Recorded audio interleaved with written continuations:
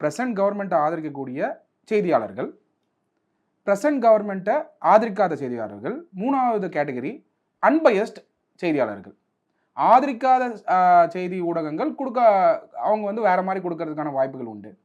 Unbiased செய்தியாளர்கள் கொடுத்தாங்கன்னு சொன்னீங்கன்னா நான் ஒத்துப்பேன். எந்த இன்ஃபர்மேஷனுமே தெரியாமல் சிபிஐ எஃப்ஐஆர் எப்போங்க போடுவாங்க? நம்ம நாட்டில் வந்து சிபிஐ வந்து 1940 இருக்குது.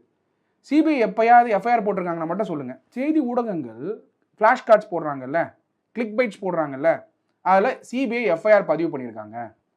சிபிஐ எஃப்ஐஆர் பதிவு பண்ணுவாங்களா இல்லை ஆர்சிங்கிற அந்த சீரியல் நம்பரில் பதிவு பண்ணுவாங்களான்னு பார்த்தீங்களா பிரபு? ஆர்சிங்கிறத மாற்றுவாங்க, எஃப்ஐஆர் ஆர்சின்னு மாறிடும். அப்போ எப்படி வந்து சிபிஐ வந்து எஃப்ஐஆர் பதிவு பண்ணுவாங்க? எப்போ சார் மாறும் கேஸ்? ட்ரான்ஸ்ஃபர் ஆன உடனேயே சிபிஐ டைரக்டா இன்வெஸ்டிகேட் பண்ணிட்டாங்கன்னா டைரக்டா ஆர்சி போட்டுருவாங்க. ஸ்டேட் போலீஸ் கிட்ட இருந்து ட்ரான்ஸ்ஃபர் ஆகுதுன்னு வச்சுக்கோங்க. இந்த